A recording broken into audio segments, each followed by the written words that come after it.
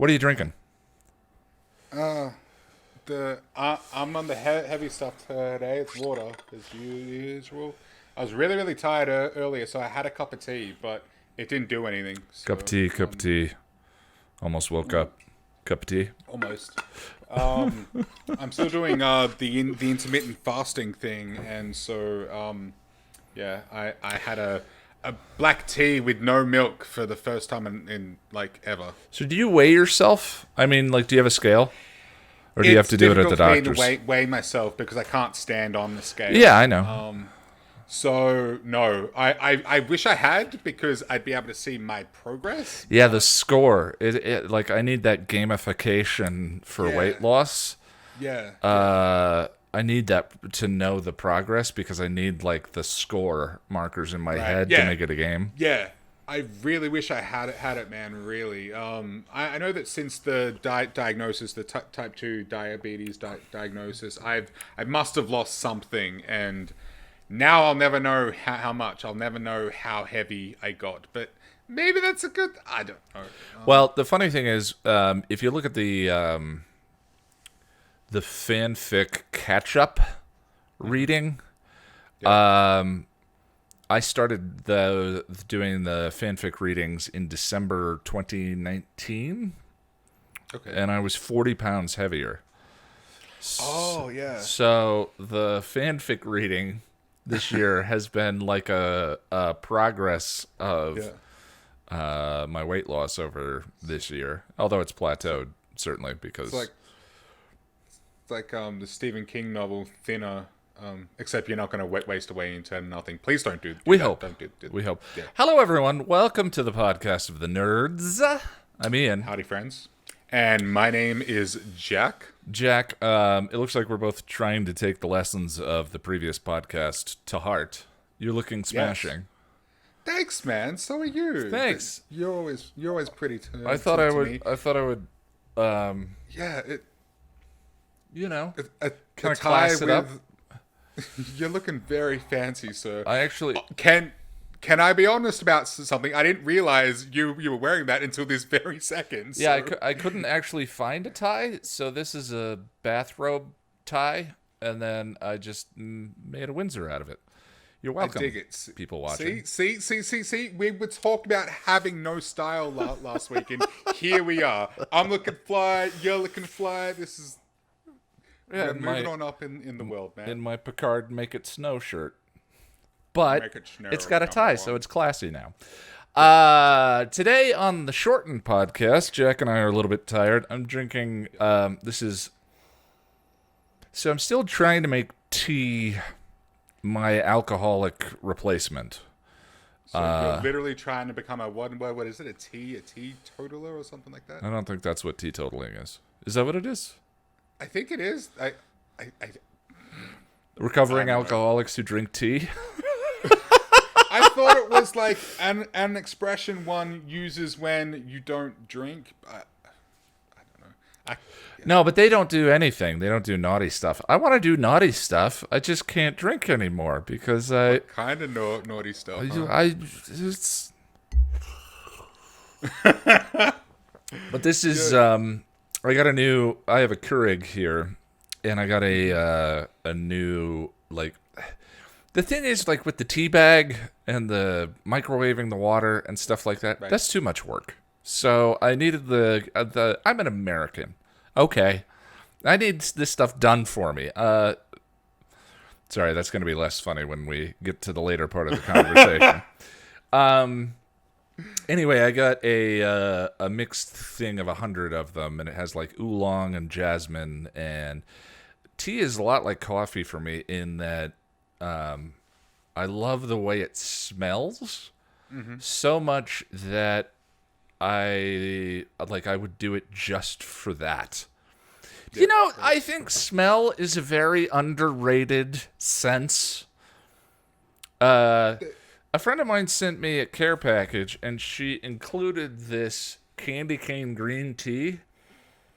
Interesting. And, Okay. like, one of the things I'm dealing with without drinking is more persistent anxiety and stress because I drank to shut my brain down and unwind. and I struggle to Right. do that normally. And one of the things, like when I'm having high anxiety or a bit of an attack or whatever, I've been opening this box and smelling it, Oh, and okay, it's yeah. been helping. Does it take you back to like Christmas as a It child or just something? Or- smells so good and organized and specific. It's like Okay, a 'cause focus in a moment. Do you know what I mean? Like a yeah, smell is can yeah. be a I mean, point I in think time. I might be wrong, but I think don't like scientists believe that like smell has the greatest capability of like reminding you of something, taking you like it has the potential to give you the most nostalgia out of any other sense. I could be wrong, but it's definitely one of them. That's not what I get from this, though. I mean, I yes, Okay. I think that's absolutely true. I Yeah. is smell is one of the biggest triggers for memory, Yeah. but like a specific catered, curated smell, is such a fine detail for the senses Right. that Yeah. for me it helps curtail an emotional spin. Do you know what I mean? Where Yeah. like you're just kind of it's kind of like if you're spinning out and someone puts a hand on your shoulder and that grounds you in time or a Right. place or whatever. It's like an anchor. Okay. The in a weird way, I've been feeling lately like smell is an underrated sense. I actually prefer the smell of coffee to any other part of the experience of coffee. I drink it because it's a functional beverage for me, but Yeah. it smells so much better than it is, and that smell is enriching. I don't know. I think this is just Yeah. something I was thinking about recently.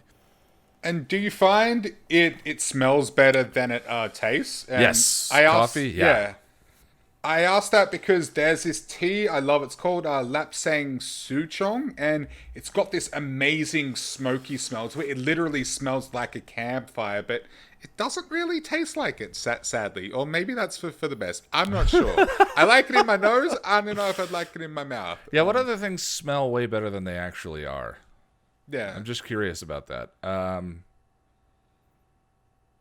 Bacon smells. Bacon's one of the best smells ever, but it tastes really good too. So Can that I admit that something to you? And you yeah. promise you won't like think Oh sure, different of me or disown me? that's not possible. I I think bacon is kind of overrated. Yeah, well, yeah, in the internet's or sense of like Yeah, bacon, all the things. I think bacon needs to be thin, crunchy, and yeah, not overdone. But yeah, it's very easy to do bacon poorly. But I still think yeah. bacon Like smells better. Like is one of the better kitchen smells, certainly, certainly. But common yeah, kitchen smells. I've always felt that it's just not as good to me as a lot of other people making it out Yeah, I would to agree be. with that. Like, if I had to choose between the bacon and the eggs, I would go the eggs any day. Yeah. And not just because I'm a diabetic now. It's definitely the eggs, always. Well, this long story short, this is cinnamon orange citrus tea. Cinnamon spiced Nice. orange citrus tea. It is real good, and the whole office smells amazing right now. See, I was going to ask if you've tried some of the fruity, citrusy stuff, and because that's the when we're getting to the more I don't know exotic Yeah. teas, I prefer those. I mean, you Myself. can put sugar in anything, and it tastes better. That's the thing to avoid. As I know, my dad had a thing about that growing up. I like, you remember any life lessons that were overemphasized, but maybe a little stupid.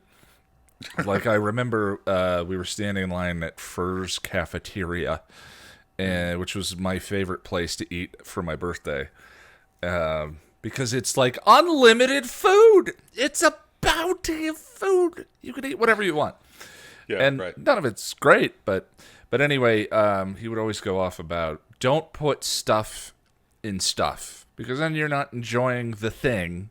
You're enjoying the thing you're putting in the thing. So if you put a bunch of sugar and milk in tea, you're not actually enjoying the tea. You're creating something that other than what the tea is. Yeah, it's stupid. Okay. But I grew up drinking everything straight as a result of that. Coffee and whatever. Like but I don't know why he didn't apply that same methodology to food. You know, like sauces are the best parts of most things. Most things are a conveyance for sauces. Right. It's interesting because this is probably another very unpopular opinion, but coffee, I think it tastes bad without a little bit of sweetness to it. That maybe that's just me. It probably is just me in many cases, but I like unsweetened coffee is no thanks. Yeah, I think I just forced myself to acquire the taste. Where I just know the bitter that is coffee and what's coming from my mouth parts when I sip at the cup, and I've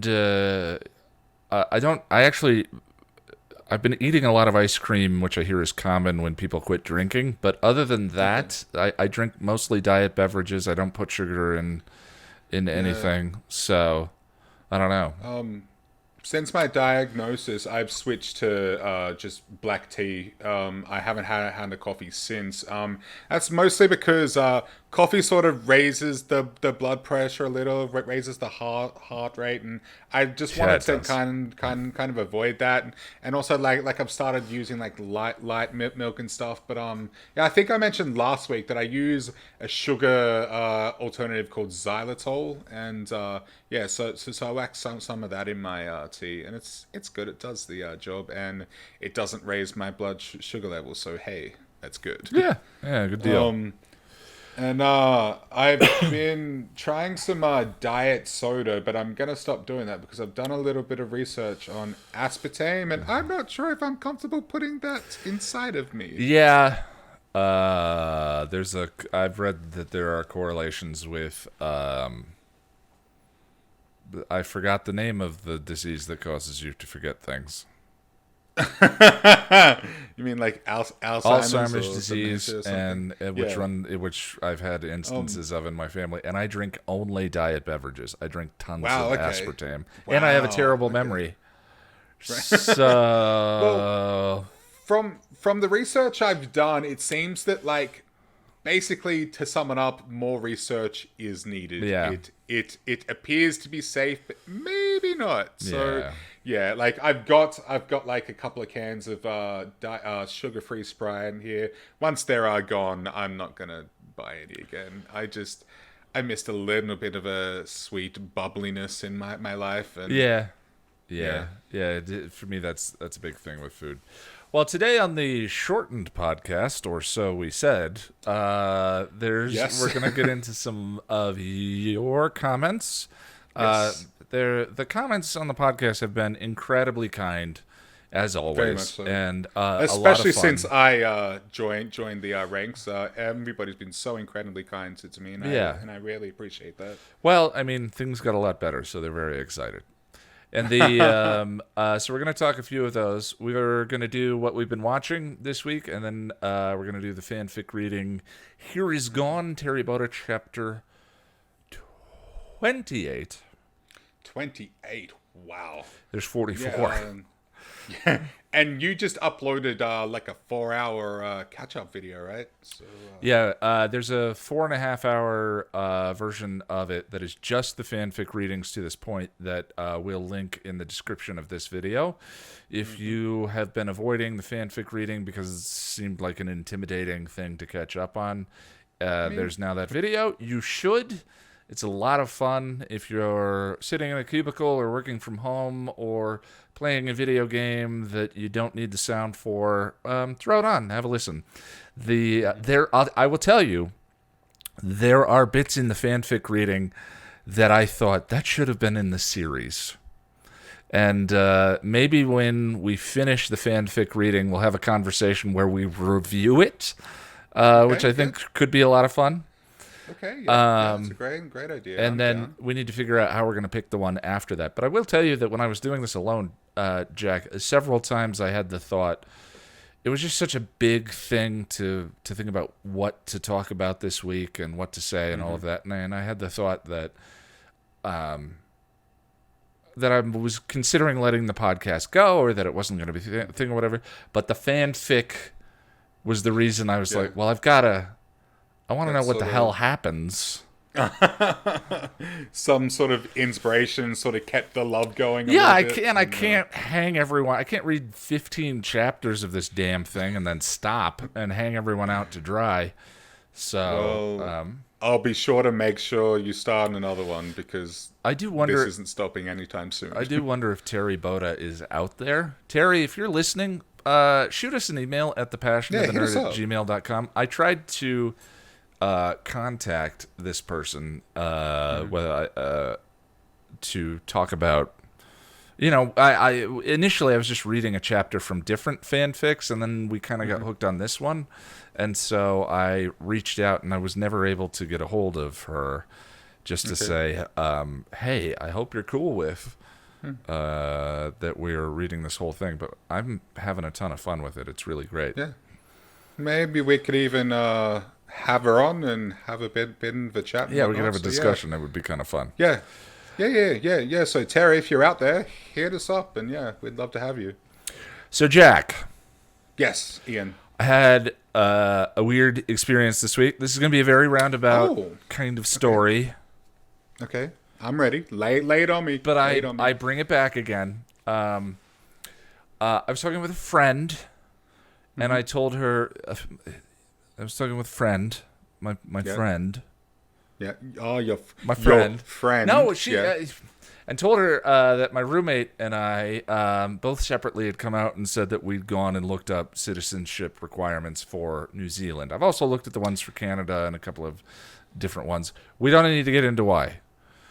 I mean, it's completely understandable for an American, given the current state of the United States. So well, I mean, that's a trick. We'll leave it at that. That's a trick. It's dark times right now, but I've also been thinking about our own individual personal ethics and how those reflect on a national scale, and sort of what you should believe should be human rights and yada yada yada. But that's not what we're here for, Jack. We're here to distract. We are, yes. Yes. So, Jack. Ian, I love you. I just think you're kind of neat. I'm kidding. You know I love you, man. I love you too. No doom scrolling is all I'm saying. Yeah, in yeah. Podcast And I mean, it's easy to get caught up in that during these times. Like, even when you're not intentionally doom scrolling, if you're just looking for puppies and so dumb that they're hilarious memes, you eventually stumble on something that's sad or depressing or makes you want to cleanse the world with fire. And I mean, I think it's important to understand the roots of your own procrastination, and I think I understand the roots of mine, which are like fear of failure and ADD and all of this stuff. But it's there, and so I will find myself sitting there procrastinating and scrolling and scrolling and scrolling, and then doom scrolling becomes fuel for itself rather than the procrastination. Yeah, it's like a vicious cycle that fuels itself. Yeah, I used to delete, before I started the channel, I used to delete my Facebook account once a year. Yeah. I remember in the first couple of years we were talking, I got several messages where you're like, I think I'm gonna delete the Facebook. Here's my email, and I've now accepted it as part of life, but or rather part of the job. I have to have social media for this, that, and the other thing, but I block myself from it on a regular basis. Yeah, you're very rarely on. Yeah, if I didn't have, I think I posted my first thing on Facebook since January the other day on my personal account, and not the channel account. Anyway, I was telling a friend about this conversation I was having with my roommate Nigel, and she told me, I did exactly the same thing, that she had gone and looked at the citizenship requirements for New Zealand. Again, totally understandable, and nice attempt with the accent there. Thanks. You'll get it. Buddy. I'll get it. But we both laughed and said, wouldn't it be funny if we just took like a big long trip next year and, I don't know, got a place or something like that? Hey, hey, wait a second. The last time that Right. happened, I was chatting with Nigel while working for LinkedIn, and I said, "Wouldn't it be funny, Nigel, if I quit my job and became like your 10th family member?" And we both laughed and went, "Hey, wait a minute." And that was 2 years ago.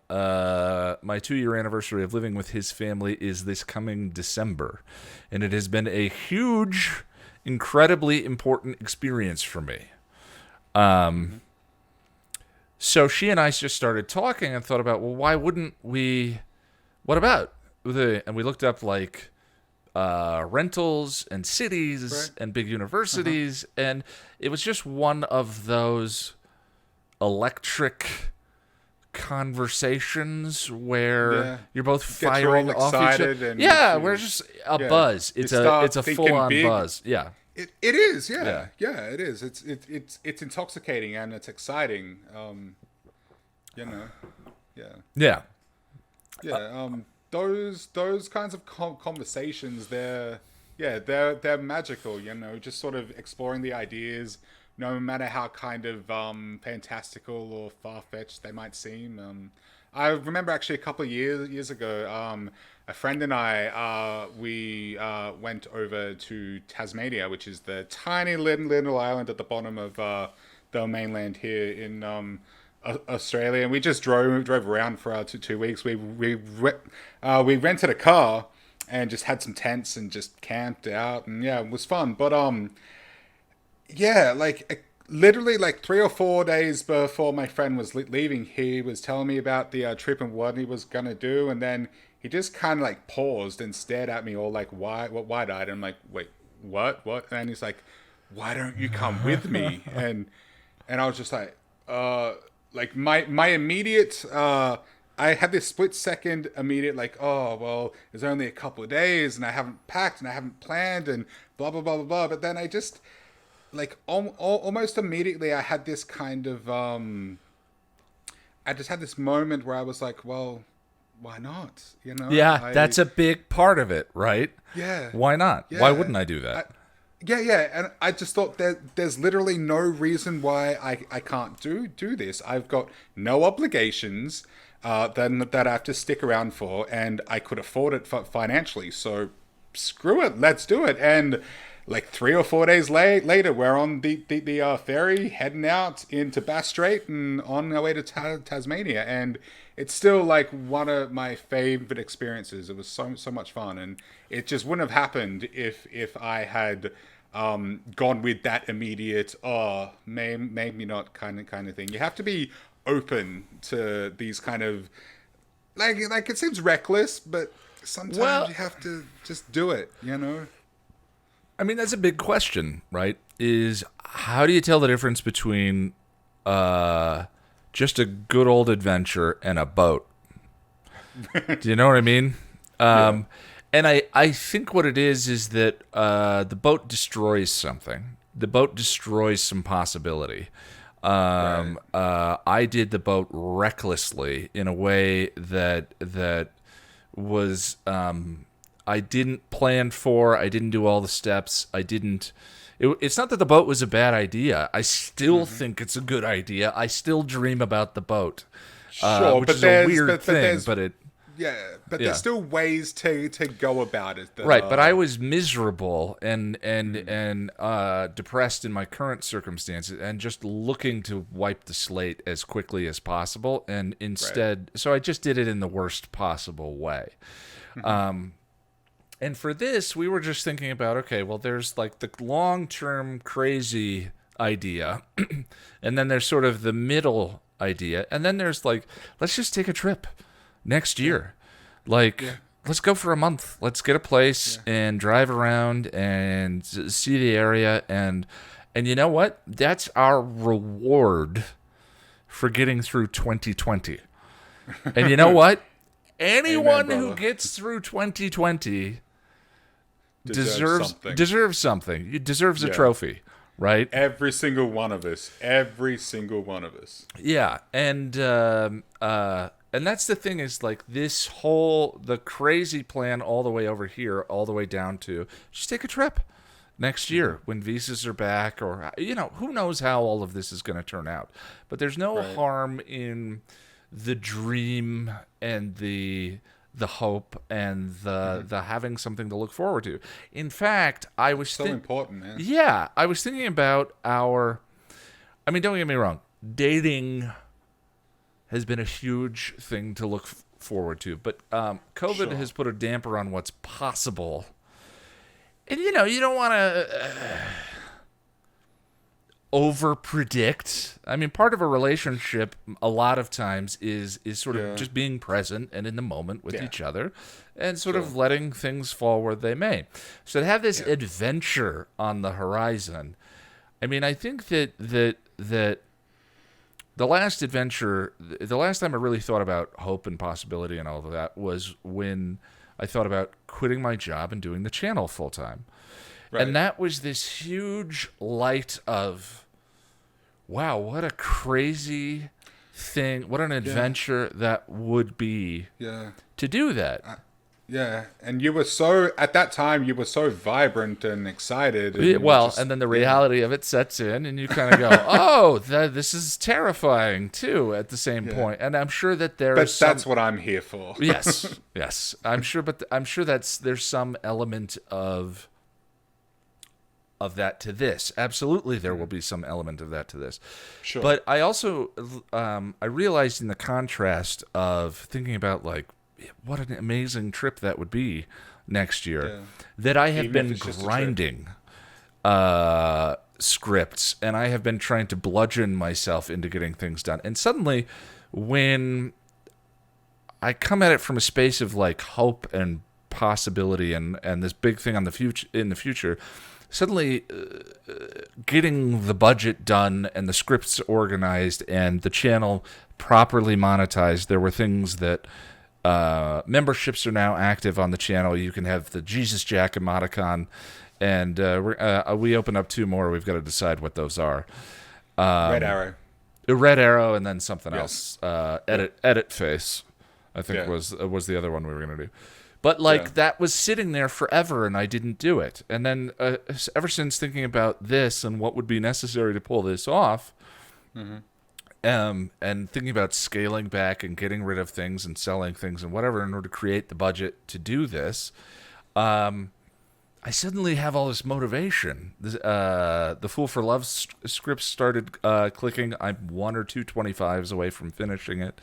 Like, there's something about putting a bright light on the horizon, that that I've just been thinking about in terms of this like hope and dreaming thing that has been an evolving conversation the past couple of times we've talked. And now like, maybe Sisyphus needs, dear old Sisyphus, from time to time to sit and have a smoke at the top and get some sunshine before he goes back down and gets the rock. You know what I mean? Yeah. The hour of consciousness, maybe.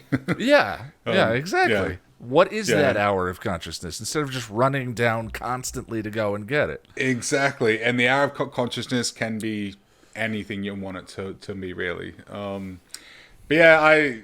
Firstly, like the idea of you and I being in even a remotely similar time zone is so exciting. Yeah. Like, can you imagine like doing this when it's not like midnight there and I don't have to get up at like 7 a.m.? Like, wow, mind blowing.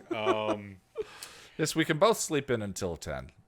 Yeah. And then like being like a 3 or 4 hour flight away from each other as opposed to like 20 hours. Because like it's not just like I got to fly from here to Sydney and then from Sydney to LA and then from LA to Denver. Like, dude, so much better. And you and I, we've talked a lot about like film projects we'd like to do together, and like it'd just make all of that so much easier. We could like meet up and do stuff like that a couple of times a year at least. And yes, I am here for it, and I am down. And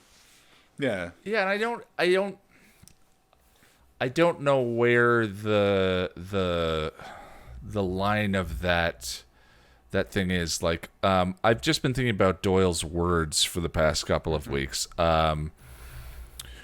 Angel says, "Why do you live like this?" And Doyle says, "It's the kind of life that keeps your expectations from getting too high." And that just speaks to me in many ways. The ways in which I sort of accepted a particular comfortable, but if underwhelming, place of being. Yeah. Because I was afraid of disappointment. Or, Right. do you know what I mean? Yeah. Yeah. It's based on fear of the unknown and fear of failure and all of those things. It's like the cautionary tale of Icarus who flew too close to the sun. Careful, You know? Icarus. Yeah. But there's something so liberating about just saying fuck it and going for something that seems kind of crazy. And look, if it doesn't work out, you can always just head back to the US and you you just had a bit of fun, and Yeah, by the way, this has no effect on the channel. I mean, actually, I think this none will make the whatsoever. channel work better. Yeah, But I work from in many ways. from home, which is part of the reason why this is so possible. So, But yeah, it could lead to something amazing, and there's very little like great risk in it. And look, regardless of what you do, I got your back 100%, man, and I'll be here regardless. So like, Godspeed, brother. well, Godspeed. what? This sounds weird, and anyone who is a professional writer who thinks this sounds ridiculous, I get it. Okay, but essentially, what I did was I made my life. Doing this, you're kind of a writer first, and then you're an editor and a voice recorder and all of those other things. But everything is informed by writing. The things that you write, the words that you put down, the story that you tell, the way you interpret the material, the emotional connection that you make to it or whatever. Right. And when I did that, I was like, it kind of behooves me to fill my life up with experiences, Right. to have a broader palette. Because that leads to the inspiration and Yeah. things to write about. And like, if anything, it could just be a great story to tell sometime down the line. Exactly. Greater experiences, adventures, loves, connections, relationships, friends. It's all part of the richness of life. Yeah. Yeah. And like, for some reason, I'm the type of person for whom that is not enough to do for its own sake. I never gave a crap about the idea of living abroad or whatever. But now I found myself barren and childless at 40. Yeah. I wouldn't say barren just yet, but childless. How would I know? See? Yeah. Don't think about that one too deeply. Anyway, Yeah, it's all about meaning, man. It's got to mean something. Exactly. to It's you. like, why the hell not? And again, as long as you can have that perspective that I didn't have with the boat, which was like, I want to get out of the now. Right. And so I did that all poorly. This is like next year, and then working backwards, I'm gonna do this, with my girlfriend. Well, I'm gonna do this, that, and the other thing, and then the stuff and the things, and we're gonna plan and organize. And if something comes along and something happens, that's okay. Like that's the part of this that I'm thinking about, like the managing disappointment part of it. Yeah. Like when does that come along and kick us in the butt enough that we give up? Yeah, right. Because even if like the COVID madness isn't over by next year, you can do it the year after, man. There's still time. Right. There's time. Yeah. I'm so young just and sexy. And Hey, virile great and, minds. and strong. Well, not virile. We talked about that a minute ago, but He's still virile to me. I don't really know what that means in that context that I just said it, but that's okay. Here, I'll bail you out. Last week on the podcast, you mentioned COVID fatigue. And have you been thinking about that, working on that at all? Yeah, well, I mentioned that sort of when I'm going through stuff, stress, anxiety, depression, all of those things, the antidote for me is I don't go inward, I go outward, and I reach out to people and do some things and whatnot. We're very That's kind of opposite what that I way. spent. Yeah, true. Yeah, Actually, we are polar opposites. I am a there. dying Yeah. star. I collapse Yeah. in on myself and can't move. Yeah. Yeah, it's like if I don't hear from you for a day, I'm like, okay, Ian's dealing with some stuff. I'll give him some space. But yeah. So I spent my week doing lots of that. You and I finished the Gears of War game. We did. Which was, yeah, It was which more is fun than you thought it was going to be, right? more That's fun not a than it glowing was review. going. No, but I still wouldn't have done it alone because Well, yeah, I wouldn't play Gears alone. it's such a bro down. It is bro-tastic. It's beefcakes doing beefcake stuff, and That's like, the most fun part of it. Is like imagine you and I had soul patches and we're bulbous and muscular ways. and we're like inhumanly muscular. like I don't know how these men can move. Well, actually, they can barely move when you think about the physics. They can't really. It's move a 'cause they're slow, tanky game. Yeah. Yeah. And yeah, it ended up being easy. I think we spoken about that. We got stuck in a couple places, but no more than like 10 minutes, and it took us a little while to defeat the final boss. But yeah, so yeah, we fun. spent some time. Huh? It was fun. It's fun. Yeah. And next we're going to start going through the Halo games, right? 'Cause, Yeah, we installed Master Chief Collection because we both have the Xbox Pass, which is a ridiculous value. Yeah, in dollary dues, it's like $5.95 a month. That's insanely good for the amount you get from it. Yeah. It's so worth it. But also, I hung out with some friends that I've made from the Passion of the Nerd community, and we hung out the other day and we watched Jesus Christ Superstar, and my God, it was an experience. Like Rocky Horror Picture Show experience, or Yeah, Oh, just okay. less. Just less. Just makeup, less. less. Yeah, just less. Yeah, because like Jesus Christ Superstar is very extra, but Rocky Horror is like extra. yeah, it's You know what I mean? extra squared. Yeah, exactly. And like I'm not hugely into musicals, but I enjoyed the sort of ridiculous, over the top spectacle of it. And like myself and the two people I watched it with, we had a lot of laughs, and it was a great time. And then I also ended up spending some time with another friend, actually one of the people from that group, but it was like just like a one-on-one dealio. She and I have a very peculiar taste for so bad it's good films, which the passion I know you don't share. I know Glad that you would rather someone to watch those with, so that I don't have to. I know that you would rather have all of your teeth pulled than watch The Room again. Yes. Whereas she and I love it, and we think it's an incredible film for all the reasons that we know it's bad, and you Sure. think it's bad. I get the concept of so bad it's good. It just doesn't exist for me. Yeah.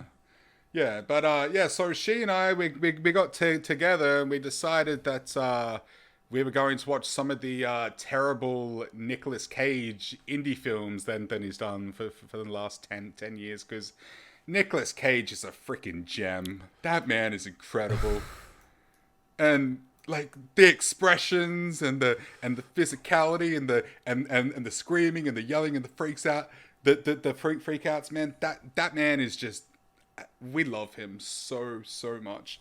So we decided the first thing we watched was a film called Mom and Dad, or Mom and Dad, as you American folk would call it. Mom.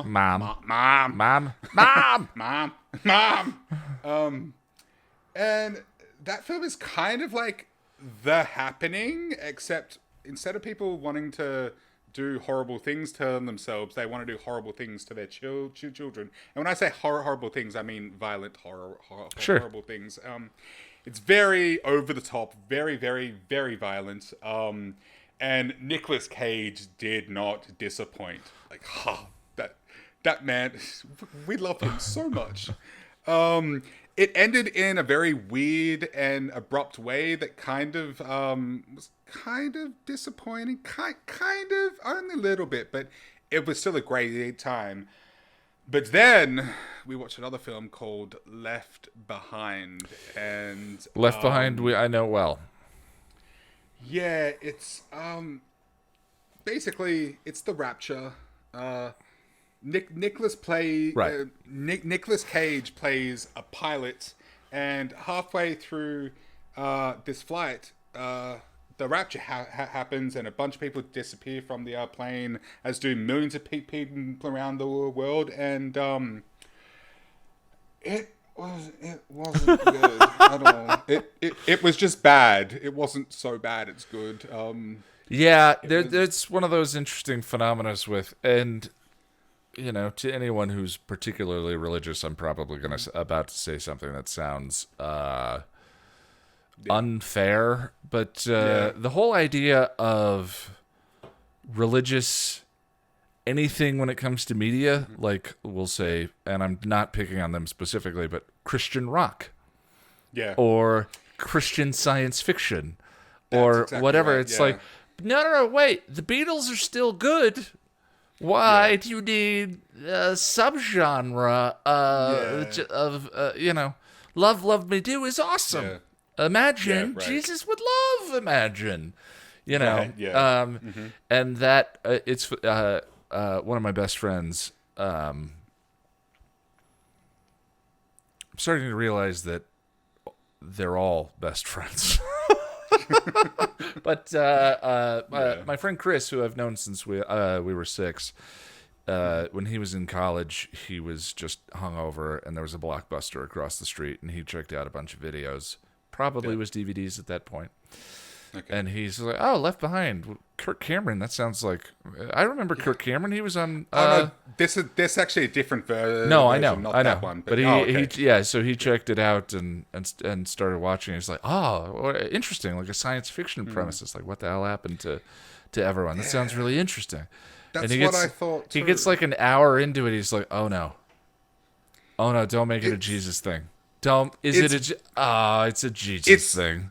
It's very much written by Christians for Christians. Yeah, and that's okay. Yeah, of course. That's okay. Of course. He just wandered into that by accident. Yeah. It's every once in a while one of those things transcends the genre, that subgenre of Christian whatever. Like Creed. Right. right, yeah. Or Puddle of Mud. Case in point, yeah. So it was very disappointing, to say the least. And just like Mom and Dad, it had a very abrupt, unsatisfying ending. But we knew that was coming. About 20 minutes into the film, we're like, oh, okay. It's a series of 5 books, I think. Oh, okay. Yeah. The first, you just watched the first one. I don't know if they thought there was going to be a sequel. Yeah, there hasn't been so far. I think that came out in 2014, I want to say. But, so we were talking about it afterwards. We were having a little debrief, and I was kind of like, well, that was my suggestion, and like, I'm sorry. But, my friend, she said something to the effect of, as a fan of bad films, if someone approaches you and says, hey, do you want to see a Nicolas Cage film about the Rapture? Of course, your answer is going to be hell yes. Right.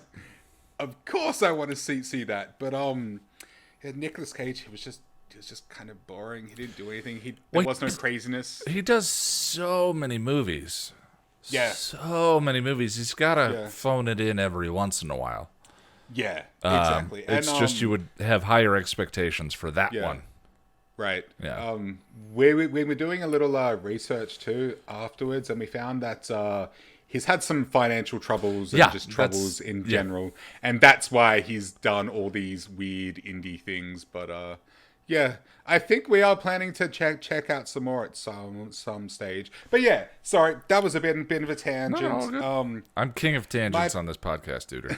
You're good. Yeah, my point is that I reached out to some people, spent some time, less time alone, more time with people, and it helped. You know, like we're all still stuck in purgatory, and that's not going away anytime soon, it seems. But connection, man, it's all about connection. It is. And Actually, that's one of the things I've been enjoying with doing. Well, I mean, not just you and I, of course, but which is one of your like. There's two people I speak to the most during the week, and you're one of them. But one of the things I enjoy is this community and the ways in which I've gotten to know. I know commenters specifically. I know who people are. I know some people I mute. There are I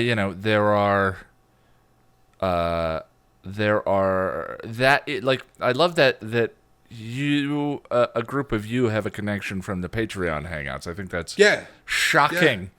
Do you remember you were at the first Patreon hangout, weren't you? You and Jess and myself, and it was Nathan and I think it was Wonder. The showed up. I haven't seen Nathan in a while. I haven't seen Nathan in a while. Nathan, if you're out there, hope you're well, hope you're healthy. Yeah. Tough times for everyone. But but it was we were just doing the people show up and have a conversation, and I was so nervous, the social phobia thing, that I was like, you two have to come, please come. And drank my way through it and so forth. But and that eventually morphed into the groups. That was like 4 years ago. Yeah, it's been a while. The first hangout, and now the hangouts are this whole life that I feel like I just show up sometimes. Yeah, and they just they do their own thing, and I love that.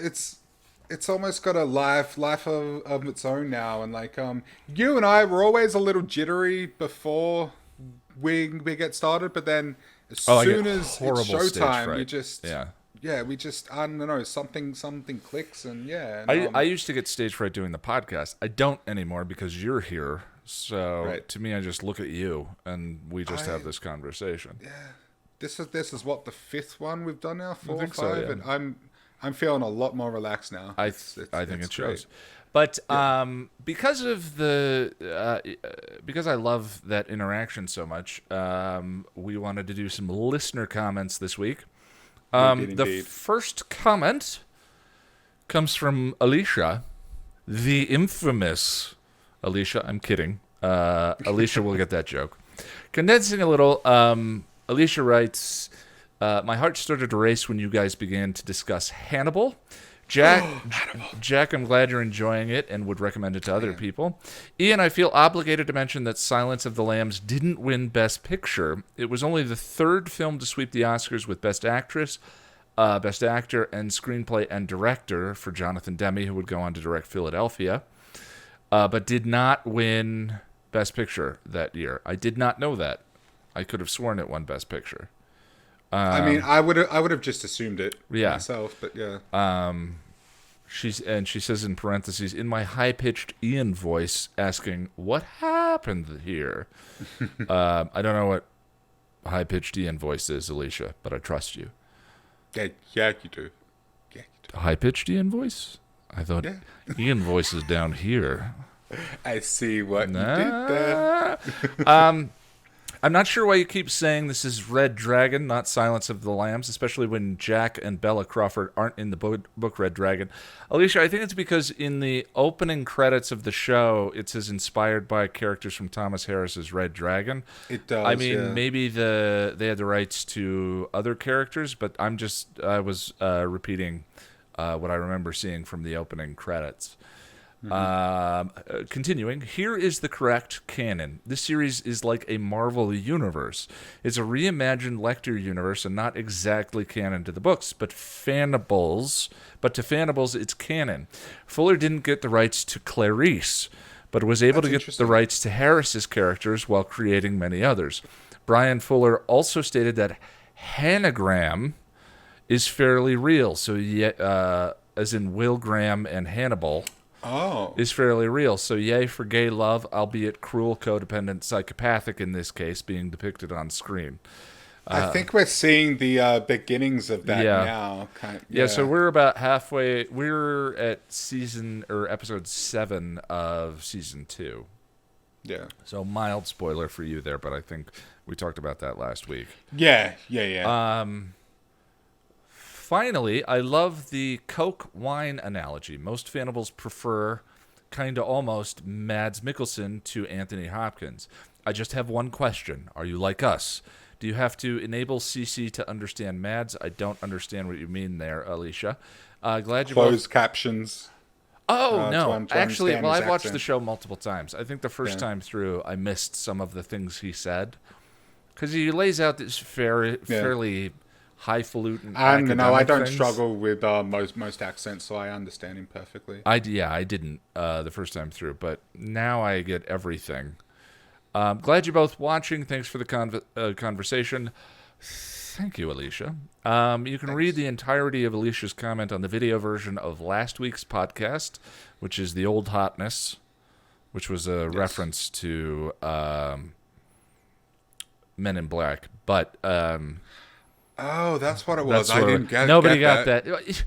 I You need said- you. said You Jess come up said with it- the best episode names, and so Well, I did, but it was too late. late. before you saw I them. already had uploaded, and I need to do the whole thing. Anyway.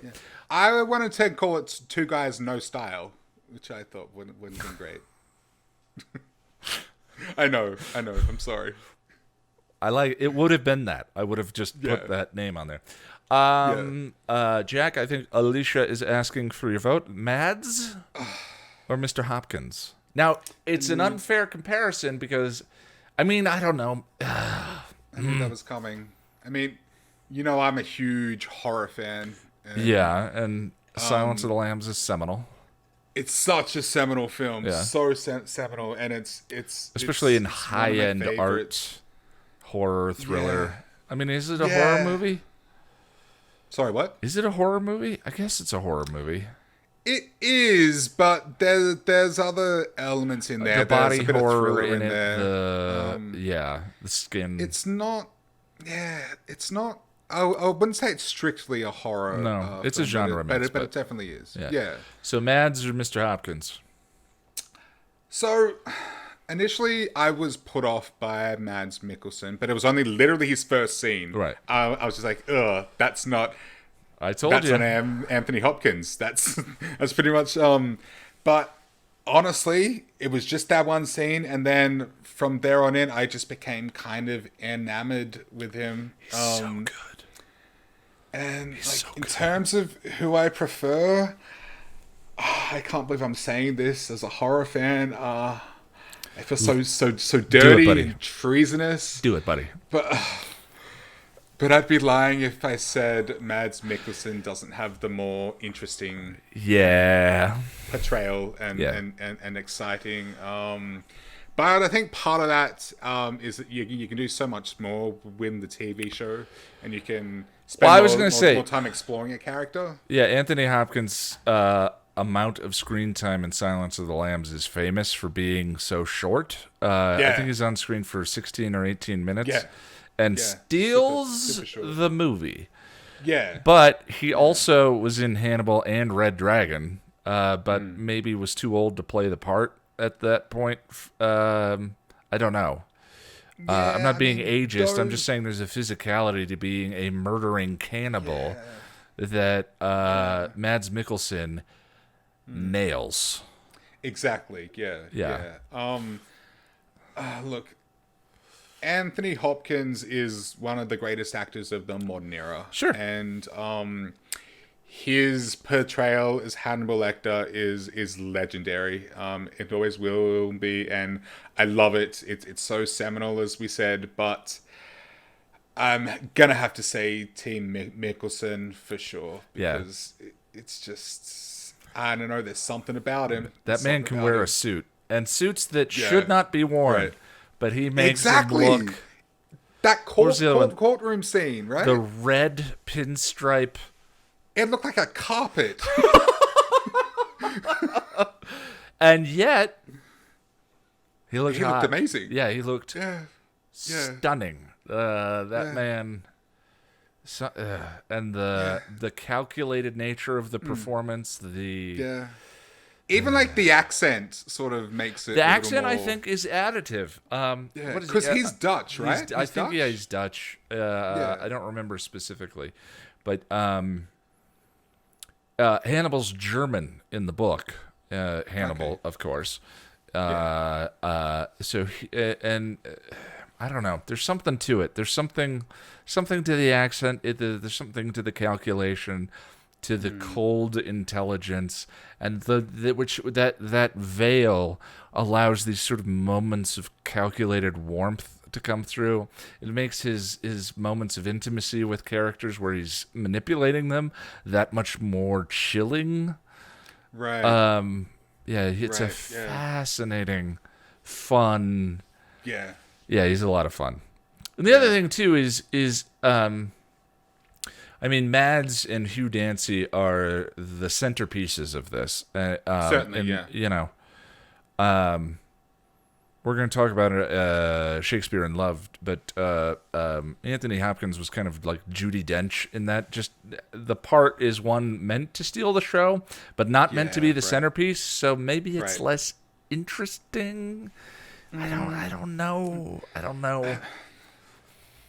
It's look, tough. yes, But they're both amazing. Mads Mikkelsen, yes, but let us never speak of it again. And I'm sorry, Anthony. Jackie loves you. Yeah, and if Still you love were on the fence for watching Hannibal, understand that we just both agreed that Mads Mikkelsen is more interesting than Anthony Hopkins in The Silence of the Lambs. And I'm the hardcore horror fan here. Like horror was one of my first favorite genres. So for me to say that, that's a big recommendation. So check it out. Don't forget, it's incredibly violent. If you can't Yes. handle violence, do not. What? No. It is violent, but I would say it's gorier than it is violent, if you know what I mean. Those are synonymous to me. Well, there is a lot of like after the fact. You know what I mean? Sure. There's like, you don't see a lot of like. There's a lot of I guess corpses. you do, I don't know. Yeah. And, But you do see a lot no, of violence. actually, no. I take that back. There is quite a bit of violence in it, but I guess as a horror fan, I'm used to so much more. Yeah, I'm just warning people. We've been very effusive about this the past 2 episodes, and I don't want anyone to wander in and think like, well, maybe. A friend of mine's like, man, we should watch that. And I'm like, but we've been watching Justified together. And That friend, no. she yelps. She's not going to appreciate the voice I just did. I didn't mean to do that voice. That wasn't the voice. I mean, She yelps hated whenever a Scream. gun goes off Yeah. in Justified. And I'm Yeah. like, no. Yeah. No to Hannibal. Yeah. I mean, I'm not the boss And of you, and you don't need no one telling you what your business is. And look, she couldn't get through. Well, no, she could get through it, but she didn't enjoy Scream, and Scream is nothing in comparison to this. So No. yeah. So yeah, I don't want to understress how violent the show is. Yeah, right. Anyway, your comment. Yes, this next one comes from Juggy, a dear IRL friend of mine, and she has some really great advice and feedback about last week's segment about how we are not stylish men, except for now. We are Well, I've got my beautiful robe and tie. stylish. Yeah, exactly. And like, I'm wearing a button-up shirt. Like, look at this. But yeah, she has some really good advice here. She says, now it's a long one, so I'm gonna try and condense it a little bit. Okay. She says, finally, you boys are speaking my own language. Color, comfortability, and a good fit are all you need to look stylish. It's easy done. Color. Nailed it. In terms of colors you look good in, she says color theory has heaps to do with the that looks good but I don't know why phenomenon. Hint, she says, you both look gorgeous in blue because blue and orange are complementary colors, and you both have orange in your hair/beards. So when in doubt, you can't go wrong with the blue shirt. I'm going to go out and buy a bunch of blue shirts. I'll be right back, okay? She also says to figure out the undertone of your skin. Hold the white piece of paper up next to your neck/chest. Does your skin look more yellow in comparison? Or if it's pink, then you have cool undertones in your skin. Shades that look more cold instead of warm will suit you better. And Cold instead of warm. She also says shapes you look good in. Feeling confident in your clothes is basically the most important thing. Yes, absolutely. I love that. I don't mean to interrupt, but I just sure. I love that this sort of diatribe about how unfashionable I am that we cloaked under Jack and Ian's beauty tips has brought this thoughtful, informed, intelligent response to our joke. I love it. I love it so much. I'm including this baby because it's so helpful. It's actually great information. Exactly. Like I'm not exaggerating at all. I'm going to use this. Yeah, this podcast was never expected to be informative. No, of course not. Go on. But she says, feeling confident in your clothes is basically the most important thing.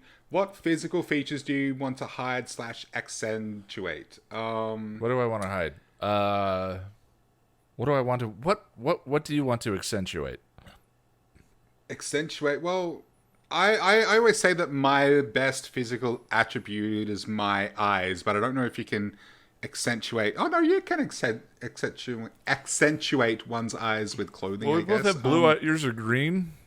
No, blue. I'm blue. Yeah, we both have blue eyes. We look like brothers. Yeah, I know we do pretty much. I mean, I've got broad shoulders, so maybe that's a thing.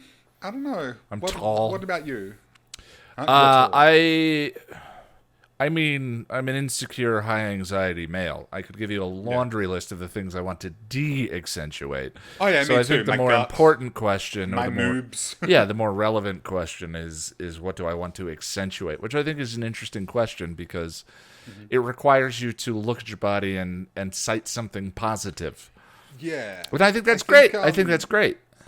I think of all the advice that has been imparted here, that's the one I'm going to struggle with the most because I don't know. But, I mean, I'll give it a go.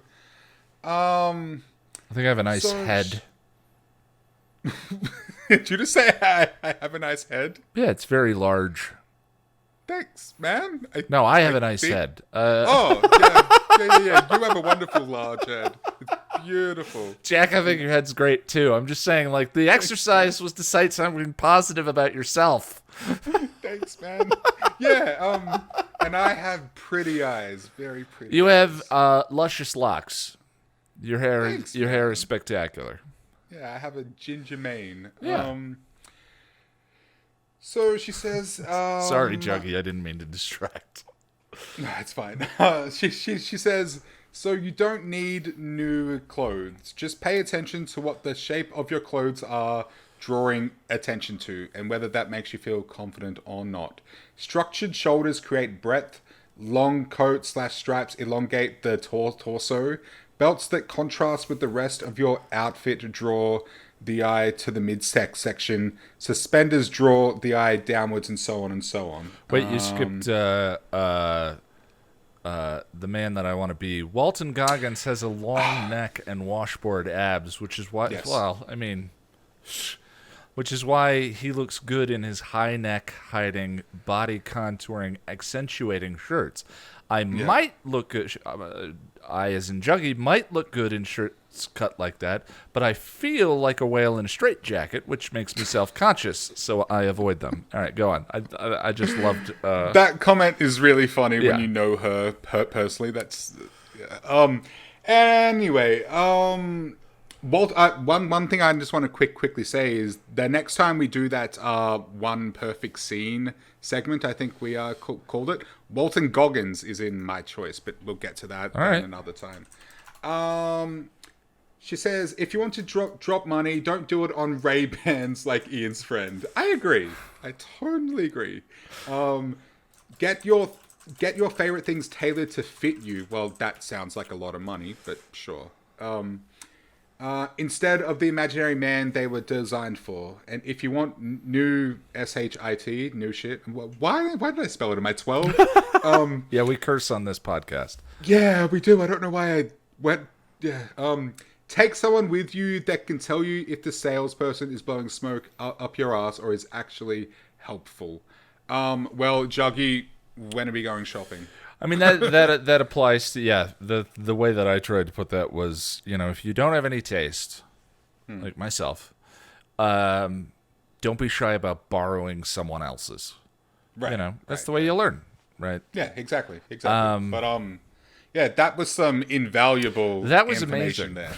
Yeah, so thank you, Juggy. And knowledge dropped on us from people Yes. With much more expertise than we have. yes, and once this COVID madness is over, I'm hitting you up and we are going shopping because help me. Well, always a pleasure to hear from everyone. The Yes, of comments are course. great, and we do try and reply to them on the YouTube channel. I always try and reply when people email me directly. We should share the inbox now that I think about it. If you'd like, leave us a comment on the video version of the podcast on YouTube, or you can shoot us an email at thepassionofthenerd@gmail.com. Let us know how you're doing. Just check in. Next up, we are going to talk about what we've been watching this week in our movie projects. Yes. I picked the Joy movie, which is our Friday film, and that was Shakespeare in Love. Yeah. Yeah. All right, so I don't feel like I can sum this up for you. Ian's review is this for like 2 hours. That That was Ian. Yeah. Yeah, I was Sorry, go trying on. so hard to not emote, but like It was my wonderful face to watch. hurt from smiling so much. Yeah. I have a personal relationship to this movie, and I love this movie, which is a personal relationship to it. But Yeah. So Shakespeare in Love. Shakespeare in Love doesn't need much of a summary. Shakespeare in Love is Shakespeare is a young man. He's writing Romeo and Juliet. He falls in love with a woman of property, and they put on a play. It's a romantic comedy with, I don't know. We'll call it a high-end romantic comedy for lack of a better description. It's from writer Tom Stoppard, who wrote Brazil and Rosencrantz and Guildenstern Are Dead, which is another very famous comedy take on Shakespeare. And it was directed by John Madden, who only directed one other movie that I really love called Proof, but that's a different story. Cast includes Joseph Fiennes, Ray Fiennes' brother, Gwyneth Paltrow, Tom Wilkinson, Jeffrey Rush, Colin Firth, Ben Affleck. Which of these things is not like the other? Oh, yeah, that was weird. And an absolutely scene-stealing Judi Dench. Oh, yeah, she was wonderful. It also features Imelda Staunton as the nurse, who was Dolores Umbridge in Harry Potter. I didn't realize until I was looking up the copy for this today, reminding me that the same 7 to 10 British actors are in every American film. I don't know if Shakespeare in Love was an American film or not, but it's just pretty funny. It's a light, pithy, joyful romantic comedy with an unexpectedly resonant and beautiful ending. If you're at all into Shakespeare, it's a ton of fun. The movie takes the perspective that Shakespeare's actual life at the time inspired the events of Romeo and Juliet, which I love. It's honest about sort of the etymology of where Shakespeare's plays came from, but in a humorous, lighthearted way. Christopher Marlowe is in the play, who was another playwright at the time. There's references to other. It's not at all historically accurate in the slightest, but it's not. it doesn't treat him as this sort of vaunted. It has the there's always a myth He's in just a Shakespeare dude, you know? movies where he sits down at his desk, turns around, and out pops Yeah. the perfection, and that's in here. But Yeah. it also talks about how he got his ideas from other people and took things from other writers and so forth. But the ways in which the story of Shakespeare and Violet, who is Paltrow's character, inspire Shakespeare's writing are funny and clever. And if you're at all into Shakespeare or a movie fan, and or rather a theater fan, you owe it to yourself to see this movie. I love it. I love it, and it gets a very unfair rap.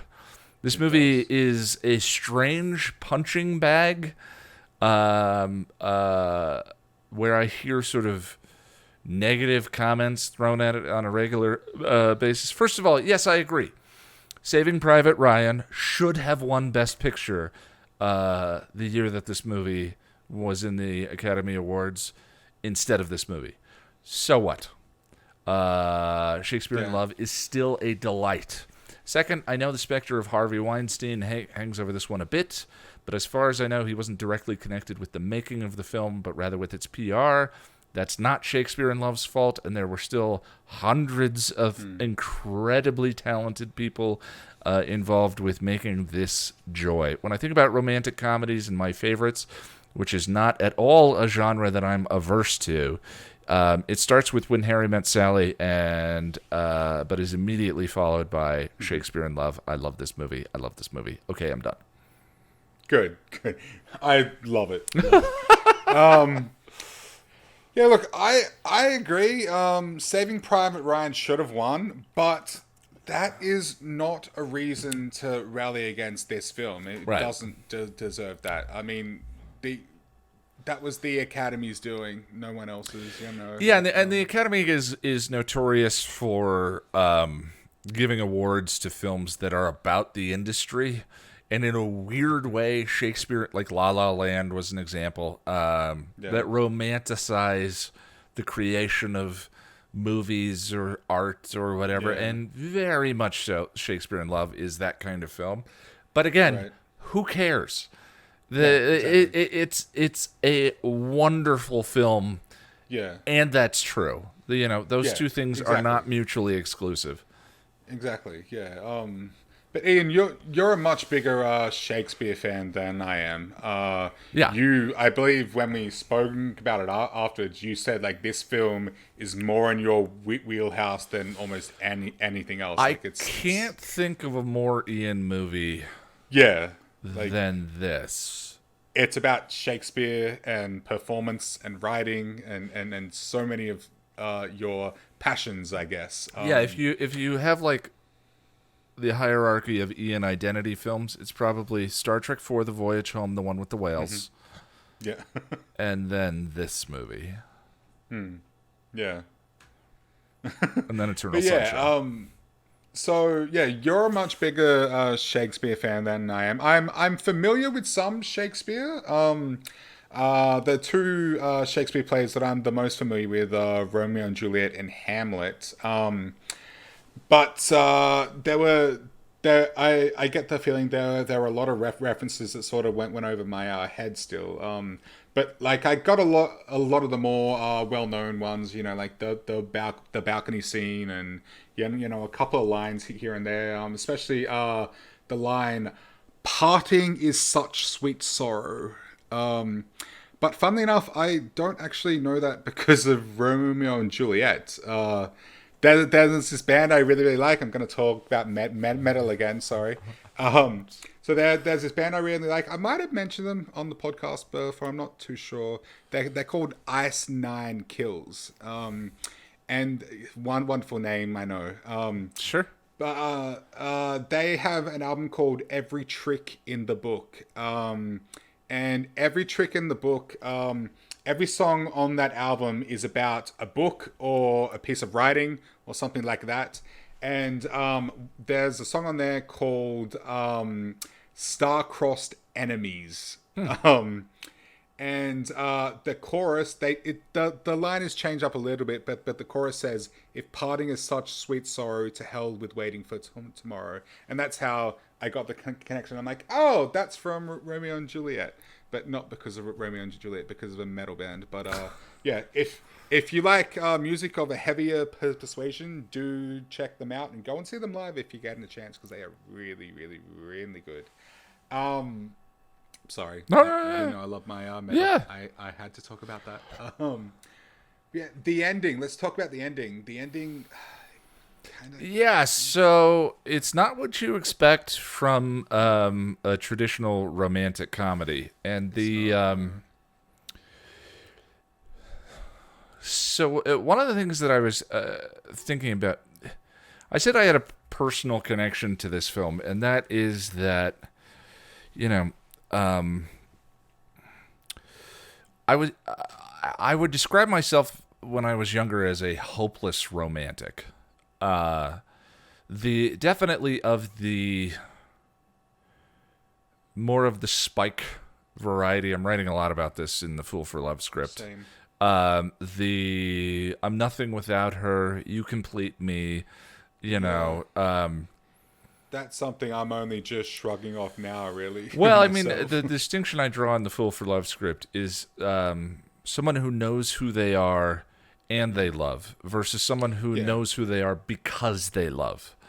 Right. Is the distinction. I'm more the former now than the latter. Yeah. But when I was younger, and like, it is okay to be lovey-dovey and all of those things. Of course, there's a certain maturity then. Yeah. There's a journey, and that's a whole topic in and of itself. But like the first 2 weeks of any relationship where you're sort of drunk off of each other, where I've never seen it portrayed so well as it is in this movie, and the thing is, like, grounding it in the poetry of Shakespeare and all of that raises that to an interesting level where it's sort of beautiful in and of itself, as opposed to naive or whatever you might consider that early stage of a relationship where things feel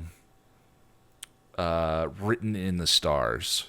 Yeah, magical. Yeah, magical and written in this, which I'm not saying they're not, but I'm just saying, mid-20s to early 30s, it was like there's sort of a creeping nihilism that occurred for me in like, well, life is cold and indifferent and difficult and challenging and all of this. And so like that kind of poetic romanticism feels inauthentic. Or I went through the stage of sort of invalidating all of that. And then now watching it as a 40-year-old, and I hadn't watched it in a decade, I don't think. Wow, okay, yeah. I had a totally different perspective on it, which is like, there's no need to invalidate all of that stuff. That stuff is just as real as any of the other things or any of the other stages that happen in the relationship. That's just a moment in time. And I honestly think, I think I stopped watching the movie because I went through this cynical, resigned phase.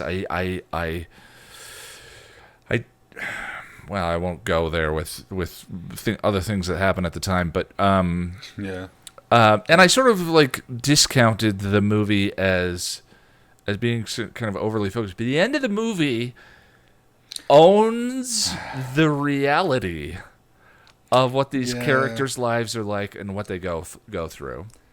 Yeah, and that's why it the ending kind of killed me a little bit. Like, you even remarked afterwards that you noticed I got a little choked up. Yeah. And as the credits started rolling, I was like silent for a good couple of seconds. Well, like, it feels like you and I talked 2 weeks ago about whether or not I can live with an unhappy ending. And I was like, it's not about unhappy endings for me. It's about arcs. It's about closure. It's about catharsis. And so I mean, we're gonna spoil Shakespeare in Love. It's a 20-year-old movie. I mean, go watch it if you don't want to hear what the end of the movie is. Or skip ahead if you don't want to know. she's a woman of property. Not Clive Owen. Josephine. Mr. Darcy, whatever his name is, comes along Oh. and buys her, or rather, her father buys him for her, and then he takes her away at the end of the movie to America, thus forcing her relationship with Shakespeare apart. And their last moments together are spent on stage performing Romeo and Juliet together, which is crushing. And so Romeo and Juliet becomes this kind of metaphor for the end of their relationship, as their relationship was writing Romeo and Juliet the entire time. And when everyone stands up to take a bow and there's all of this celebration, they kiss on stage. And it's like there is no one around them. Yeah, They act as if they're just completely alone. It's beautiful. Yeah, it's gorgeous, and they have a conversation and have to let each other go. And as Shakespeare's threatening to give up writing, she says, "No, what about this?" And they sort of, the way the movie interacts with his writing through the journey of these two characters is creative and so cool. But they start writing Twelfth Night, and the beginning of Twelfth Night is their way of imagining that they got to have a happy ending. And it's Shakespeare's emotional catharsis for having to give up Violet. And they kiss, and there's a line where they say to each other, "You will never age for me." Yeah, he says, I got the script here. It says, "You will never age for me, nor fade, nor die. Goodbye, my love, 1,000 times goodbye." Yeah. My freaking heart, man. But I can't handle it. It reminded me of another movie that you and I both enjoy, Her. Yes. And there's a bit at the end of Her. I'm a big fan of movies where where I make a connection to my own life that I really enjoy. And Her will probably be more of a candidate for one perfect scene, as opposed to... I'm not sure I love the movie as much as I love a couple of scenes from it as much as I do. I'm 50-50 on that. I love the movie as a whole, I think. But there's two characters are separating at the end of the movie, and one of them says, "I've never loved anyone like you," or "I've never loved anyone the way I love you." And she says, "Me too. Now we know how." And that line, I know, was a game changer for me. The idea that there are things gained in our hearts that can't be taken away by the relationship's ending. right? I keep coming back to Age of Ultron, because there's a line in that movie that I connect with so well. Yeah, a thing isn't beautiful because it lasts. Oh. Oh, wow. Yeah, okay. That idea of an ending doesn't dictate a thing's value is so rich. And so that ending of Shakespeare in Love, where they have to let each other go, but there's something created, there's something beautiful, there's something that can never be lost as a result of that experience, is lovely. Yeah, it's not a traditional ending, and it's certainly not like it's not any kind of Shakespearean tragedy. No, it's far but from it. It's like a warm, sad warmth. Yeah, it's sad, but it leaves you feeling kind of warm and fuzzy inside. I don't know. It's very hard to describe, but it's I mean, that scene where Buffy and Angel are looking at each other in Graduation Day Part 2 at a distance, and there's something exchanged. Yeah. There's some acknowledgement of,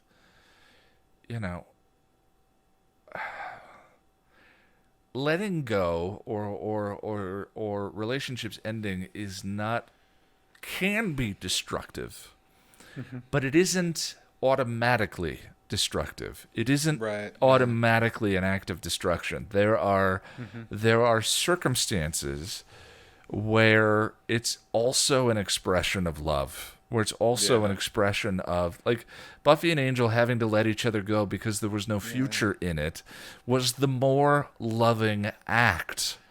Yeah, I Do you think know what you've I hit the mean? nail on the head there. That's exactly what this ending is. Yeah, for sure. That's exactly what it is. And that's why it's sad, but there's still something nice about it. Yeah. Something and just one thing that hit me too is how accepting both of them are. And they're not necessarily letting go of the love that they have for each No. other. You And will never age for me yeah, or fade. good goodbye, my love, 1,000 times goodbye. Like, yeah, it's wonderful. Yeah. I hadn't seen it. Like, I saw it when it first came out, but I hadn't seen it in a very long time. So it was more or less like seeing it for the first time again. I barely remembered anything from it. I remembered like Gwyneth Paltrow dressed up like a guy and with like a fake mustache on and stuff, but that's pretty much it. I just love now that I can say to you, I don't know. It's a mystery, and you'll know exactly what I'm talking about. No one gets the reference. Anyway, I do now. But yeah, next, from our list of shame films, we watched Knives Out. Oh, wow. Uh, from 2019, directed by Ryan Johnson and starring a stellar lineup consisting of Daniel Craig, Jamie Lee Curtis, Chris Evans, and Anna de Armas. I literally had no idea what this was going into it. that's the I had best no way idea. to watch a movie like Yeah. that. Yeah, like I didn't know the genre. I didn't know. I didn't even know who was in it. I knew nothing. And it's essentially a murder mystery, right? But it's done in a very subversive way. But it's like subtly subversive. It's not like beating you over the I thought so, head, yeah. head with it. Yeah, and the attention to detail blew my freaking mind. Like the effort it must have taken to write this, like it makes my brain hurt because it could have easily have not worked big because they tried to put too much in it, but it just works really well. I was intending or wanting to watch it a second time in preparation for the podcast because I feel like watching it again, there's so much more I'm gonna be able to absorb because the first time in, like it's like some of the scenes move so fast, and a lot of the things are very subtle that you don't necessarily pick up on them. Well, especially we were watching in a group. So Yeah, it and there was was another chatter instance and where every scene has a detail that right, pays yeah, off later. yeah, There are when you there. I mean, it's a new take on the whoddunit genre. yeah, In the style that's of exactly what it Clue is. and all of that. Yeah, Much lighter on the comedy. And yeah, there are twists and turns, but once everything is done, everything was connected, everything was yeah. set up. And that's what blew my mind. They set everything up like pretty much everything meant something. Like Yeah. there was no wasted. From the first shot. Yeah, yeah, from the very first shot, and that's why it blew my mind. Daniel Craig was amazing in it, but for me, the standout was Anna de Armas as Martha. She's so charming, but at the same time, there's something very vulnerable about her performance.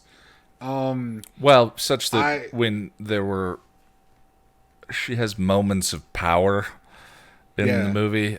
She's the yeah, one who's constantly. She's the. Well, yeah, we don't want to spoil too much. yeah.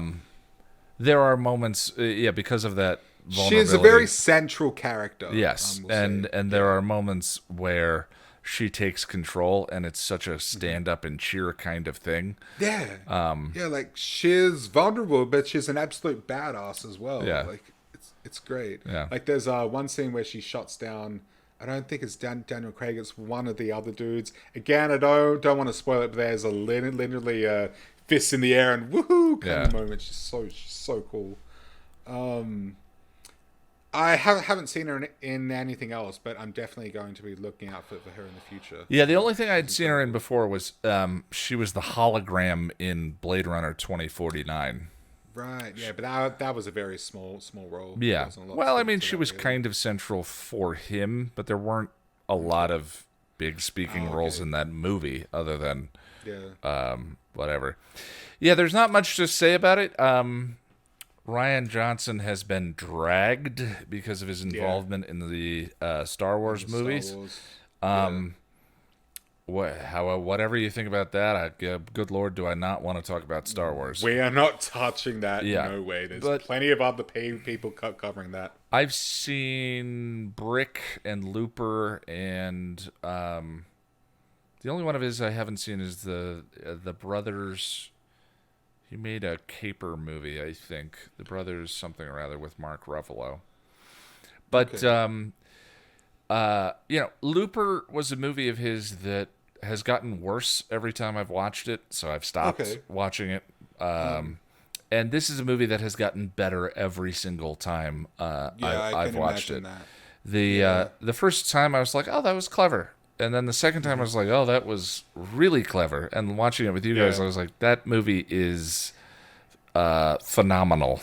I'm pretty sure, like on the second viewing, I'm gonna come away saying that's one of my favorite movies of all time because It's it is very, very good. yeah, and the my Um, favorite thing about the movie has is less about the trick. The movie has kind of a simple message that I really love. There's yeah, a wide swath there's a big cast of characters, and every one of them falls somewhere on this philosophical, political, ideological spectrum. yeah, There's a crunchy new age spiritualist, the young social justice warrior, the young right conservative. There's a Trumper. I mean, there's people all over the spectrum. But ultimately, the message of the movie is that none of that matters yeah, if you're an asshole. yeah, It's about kindness, compassion, yeah, and heart, the way we treat each yeah, other, and that all plays yeah, out in the story. yeah. Yeah. The biggest takeaway is don't be a dick. Don't be a Really. dick. Yeah. Yeah. I love that that's the message of that movie. Yeah, yeah. And I want to give a special mention to Chris Evans. Without giving away too much, he plays pretty much the biggest douchebag in the film, which was strange. That was a strange thing going from Captain America to this. And I think he and his agent did that intentionally, trying Yeah. to shake off that good guy Yeah, he didn't want to be sort of thing. typecast And as but like Cap. yeah, but he nailed it. He was so good. Like, So good. yeah. But I'm still choosing to head canon it that it's Steve Rogers after joining Hydra. That's my head canon. No one can talk me out of it. I'm sticking with it. Yeah, and I mean, when we say he's the biggest jerk, you can see it in the trailers when Yeah. you watch. He's Yeah, the that's biggest not giving kind of away too smiling, much. smarmy jerk. Yeah. But yeah, all I can say is that it's a wonderful film. I love it, and I would recommend it to everybody. Like because there's like a kind of a little bit of everything. There is some humor. There's some suspense. There's I wouldn't say there's any horror elements, but I think the murder mystery isn't completely divorced from horror as a genre. You know, Sure. it's yeah. But yeah, it's just a great film. I love it. All right, well, before we get into the fanfic reading, I just want to let you know that I'm at Ian Nitram on Twitter. And I am Lack of Surprise 1 on Twitter, at Lack of Surprise 1 on Twitter. That's all one word with the number 1 at the end. And you can also find me over on our Discord server. I'm Jack Spraddington over there. And the channel is youtube.com/passion of the nerd, though if you're listening to this, you probably already knew that. Yep. And if you would like to support the channel and keep us flush in tailored rain bands and yellow shirts, I think that's what That's what Chucky Chucky It said. wasn't- Yeah, we got that. It definitely wasn't blue. We stuck Wasn't that blue. landing. Yeah. Yellow shirts. Yeah, cool. Yeah, you can support us by going to Patreon.com/Passion of the Nerd. With the $5 and up club, you can join us in the Hangouts this weekend. We're talking about Restless, the season 4 finale. Yeah. And that's going to be a fun one. It's going to be a good one. Or you can get yourself something at passionofthenerd.com/store. If you're an Amazon Prime member, you may not realize this, but you can support us for free by using your monthly Amazon Prime Twitch subscription at twitch.tv/thepassionofthenerd. I did not stream any Beat Saber this week. I will try to, or last week, I will try to do some this week. So let's go to the fanfic reading now. Mm-hmm. Here is Gone by Terri Botta, chapter 28. Rupert Giles was no stranger to duty and responsibility. In fact, with the small exception to his Ripper days, he'd lived duty his whole life. At first, he was bound to his family and its long, honorable traditions. Then it was the Watchers' Council, never realizing that they had set him up to fail when they assigned him to Buffy. And finally, his duty was to the Slayer, when he turned his back on the council and sided with the daughter he would never have. So it baffled him that he was having so much difficulty reconciling himself with his duty to William the Bloody. As the perpetrator of the truth spell and Spike's only confidant, he had a certain responsibility to the vampire. Tara had so gently and innocently reminded him of that fact, and he'd been struggling with it ever since. He thought perhaps things would be easier for him if Spike wasn't committed to making things so difficult. Even ensouled, Spike was argumentative, crass, and irritating, not to mention extraordinarily astute and bluntly honest. Time spent with the vampire almost always turned uncomfortable when Spike set out to turn everything he'd ever believed in upside down and on its head. And while those times were often required to be accompanied by massive amounts of alcohol, the resulting hangovers were made that much worse by the realization that Spike had been once again absolutely right. Deferring graciously to the greater wisdom of a demon had never been one of Giles's strong points, and things weren't any different now, soul or no soul. Still, he felt he had to make some kind of recompense after his blistering taking down in the magic box. He knew from experience that Spike often liked a few days to sulk before his acid tongue would fade, and he would be anything other than condescending and defensive. So Giles waited a while before seeking Spike out in his crypt.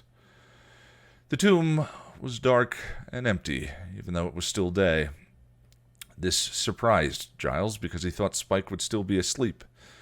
Looking around, however, there was no sign of Spike, and it looked as if he had been out for quite some time.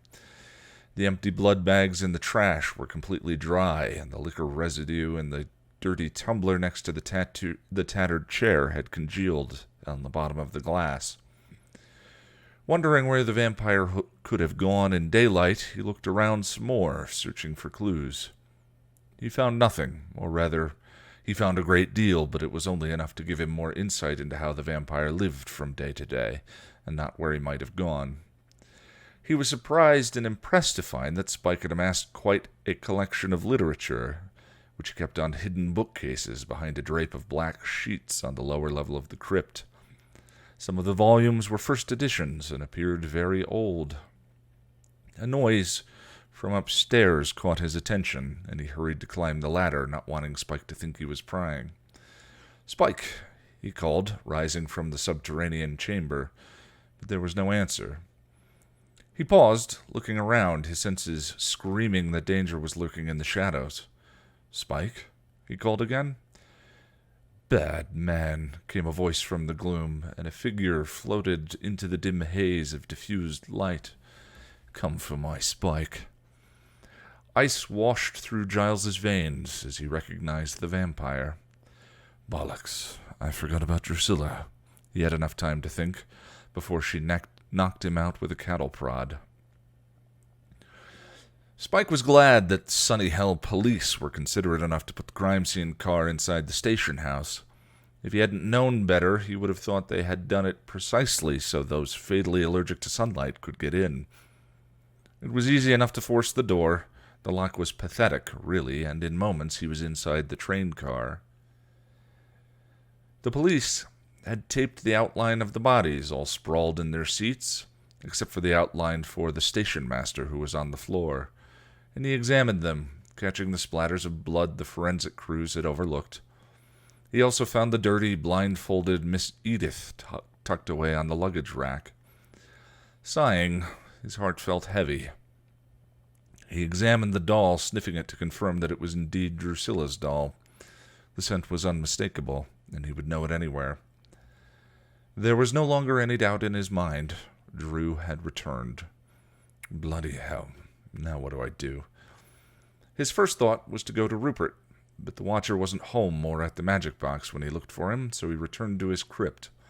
There, he found signs of a struggle, smelled both Giles and Drew's scents. The dread had already reached his throat when he found Giles's glasses crushed on the crypt floor, right where he would be sure to find them. In a way, the broken eyewear gave him hope. Drew was sending a message. That meant the Watcher was probably still alive. Besides, Drew always did like to play with her prey before killing them.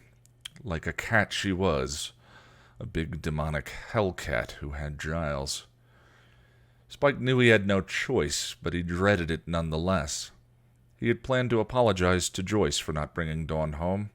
Now he had another reason to go over to Ravello Drive, one much less pleasant. Bucking up, he tucked Miss Edith into his coat and headed out. Buffy wasn't there when he arrived, but both Joyce and Dawn were in the kitchen. They welcomed him warmly, Dawn preening like teenage girls were wont to do, her long brown hair in childish braids. Joyce made cocoa and talked about her duplicate shipments of Greek amphorae, making them chuckle while he sat on the counter. But they didn't get that it was a copy of the bill of lading. They thought it was another order form, so now I've got 2 shipments of Greek amphorae on my hands, Joyce explained, smiling. Spike smiled too. It was good to see Joyce vibrant and healthy again. A quick sniff revealed that the old blood was still there, but it was fainter. It warmed him and made him feel so much better. Joyce was going to be all right. Funny. And really, how many of them do you need? He commented. Joyce looked at the kitchen entrance, her face lighting up, and Spike knew that Buffy had arrived home. Before he had dressed smartly in gray pullover and black leather blazer, but this time he stayed in his usual black on black. Having never lived through the other timeline, Buffy would never know the difference. "Oh, Buffy," Joyce greeted. "Spike came over to apologize for yesterday," she explained, teasingly shaking Dawn's hands. "Our missing child drama."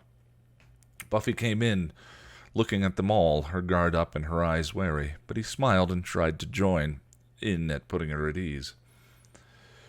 "Then I got started talking about the gallery. See, there was this bill of lading," Joyce began, seeing Buffy's unconvinced look. "Oh, don't get us all laughing again, Joyce. Anyhow, I really need to talk to your eldest," Spike interrupted, hopping down from the counter. "About what?" she asked. He beckoned her to follow and led her away from Joyce and Dawn. She stepped in front of him, arms crossed, and he wondered what he had done to make her angry. He sighed, not needing any more stress. "We've got a problem. A big problem. I got a bead on the one who killed those people, the ones on the train," he told her, his stomach sinking as he reached into his coat for the doll. "Do tell." He pulled Miss Edith out and showed it to her. She stared at it a moment confused. Then her eyes opened wide and she stared at him. "Drusilla?" she gasped.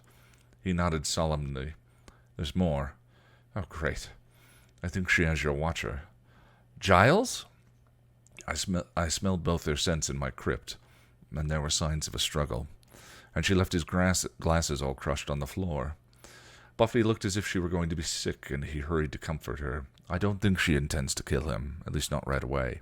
The glasses were a message. It's me she wants." Buffy huffed. "Oh, great. Your crazy ex-hoe of a girlfriend has my watcher and is using him as bait? Why do I have the strangest sensation that I've lived this before? He had to suppress a manic giggle. If only you knew, love. Okay, we have to find them. Can you do your bloodhound thing and sniff them out? I could, but Drew's another vamp, and she'll know how to hide her trail. That said, I doubt she'll be hard to find. She only knows a few places here, and she'll probably pick the place that's the worst for Giles, he replied. Buffy's brow furrowed, and she hardened. The mansion on Crawford Street. That's what I was thinking. The Slayer came out, and it was all business. Let's grab some weapons and go. He was sore and tied to a chair, but otherwise unharmed. Waking from his electricity-induced unconsciousness, Giles opened his eyes and took stock of his whereabouts. The mansion where Angelus tortured me. Oh, dear God, and Drusilla, why didn't she bite me? Don't like the taste of watchers, Drusilla answered, floating into his field of vision, all fish oil and old books. She had him tied to a chair in one of the mansion's bedrooms.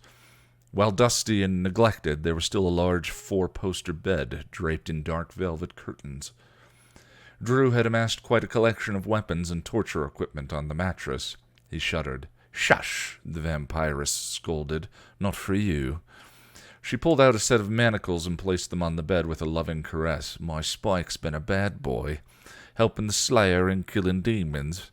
I thought it was the pixies lying to me, and then the stars told me it was true." The true motive for her kidnapping him and bringing him here became clear. "You intend to torture him," he said. Drew gave him one of her blank stares, half here and half in the past. "Bad children need to be punished, like me and Daddy. Daddy taught me how." Giles shivered, remembering what he had suffered at Angelus's hands, and realizing that not even family members had been spared the demon's wrath. Angel had told him what Angelus had done to Drew.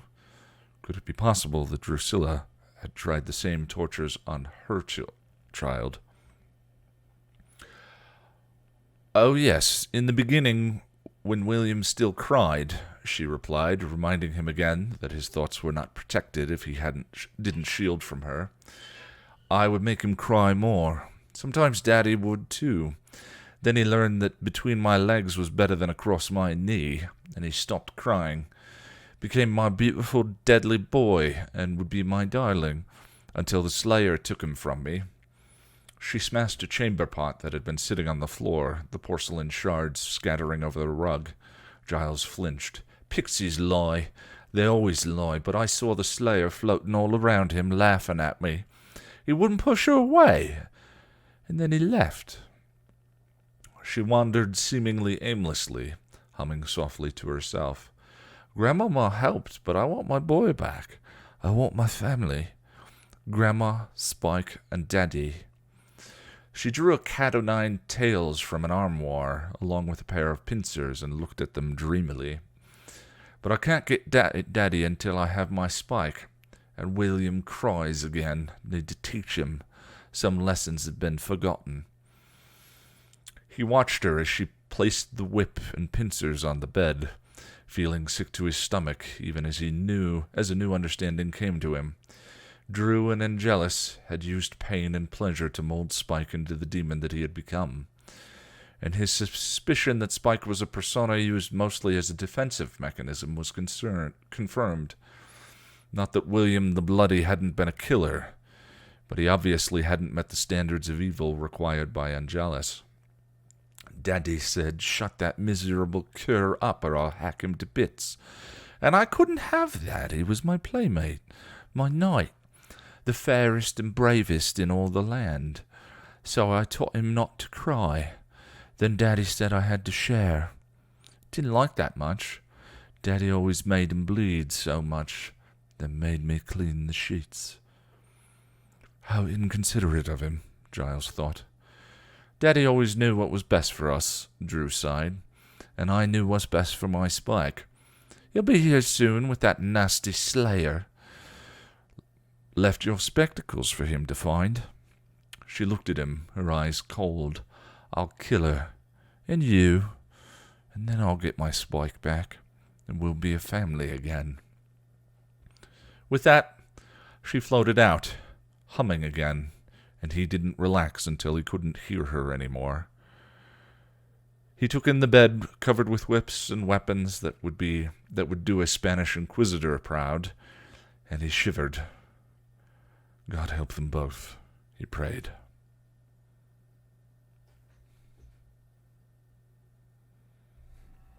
Well, Ian, we did another one. We did it! Yep.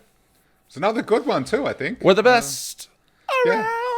Jack, And yes. it's always a good one for me Thanks, man. Me too. when Me I'm too. with you. Because it's just a good excuse to spend more time to Yeah, get exactly. with besties, and yeah. It's a wonderful time. To hell with everyone we- listening. I'm just We kidding. did say we did say this was gonna be a shorter one, but I don't know if it's Yeah, necessarily we- gonna yeah, be we all that failed much on that. shorter.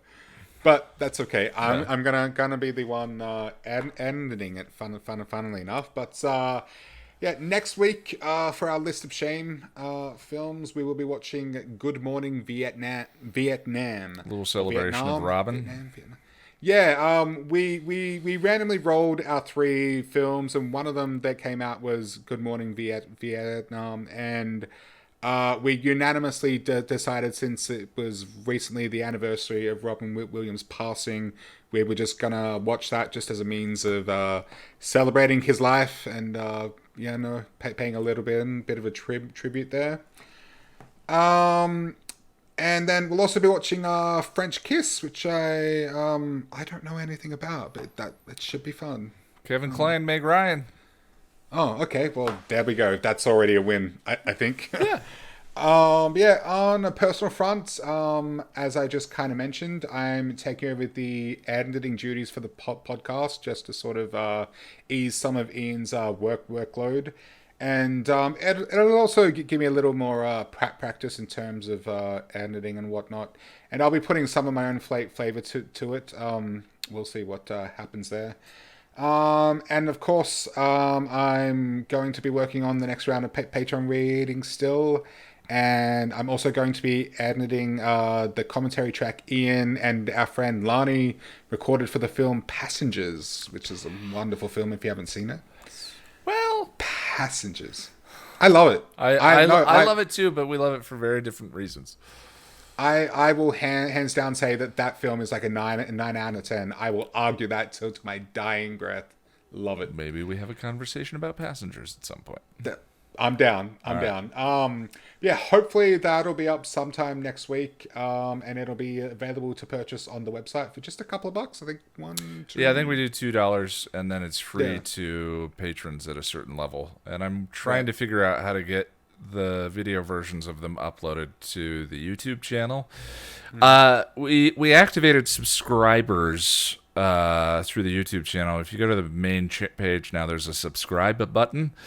And at the moment, it's join, I think, right? Join. It says join. At the moment, that gives you access to sporadic Friday videos, coffee posts I do, where I just talk about how the week has gone and my process and stuff like that. Mm-hmm. And then some emoticons for live streams. We have the Jesus Jack, which I'm very happy with, and we're working on the candle. Yes. And there are some other emotes which have proven to be surprisingly apropos for the way the live streams go for me. And we're adding others, but I'm trying to add some of the Patreon bonuses to the YouTube subscription, like Discord stuff. It's not easy, and I'm always sort of torn between should I be working on an episode guide or this stuff. But you taking over for me, the podcast usually is a whole day of work, sometimes a little bit more. And so for you to take over the role for that is huge, and will help out a lot. Yeah, and you also said that if I added them, they could be as long as I want them to be. So I am so down. Yeah, if you want to sit and upload 30 gigs. We were having a friendly debate about the length and what the ideal length was. I was team longer, and Ian was team shorter. And I would say I'm team girthier. You know, like I want more Team content. practical. Yeah, better Okay. content, not necessarily longer. Yeah, exactly. Well, so anyway, Ian, what are you up to this week or next week, the upcoming week? I'm 10 years old. I'm probably about an hour away from finishing the Fool for Love script. Holy cow. I'm so excited, dude. I'm so excited. It's too much pressure. Don't be excited. It's gonna be wonderful, and you know it. Shut up. But also, I love you. I love you. You're wonderful. I love you too. So I should have that finished tomorrow, recorded tomorrow, and then I'm going to have the video done by Friday. If I don't have the video done by Friday, I will upload a video to Instagram of me eating a ghost pepper hot wing. Oh. You know, you've just said that on the podcast, and I'm not cutting that. Don't worry, nobody listens to this podcast anyway. I'm kidding. But yeah, thanks for joining us, folks. It's always a great time. Have a great week. Yeah, I enjoy doing this. We'll see you guys next week. Please take care of yourselves.